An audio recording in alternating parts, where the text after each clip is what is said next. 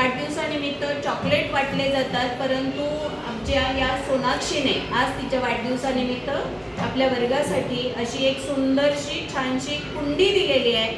तर आपण सगळेजण तिचं अभिनंदन करूयात.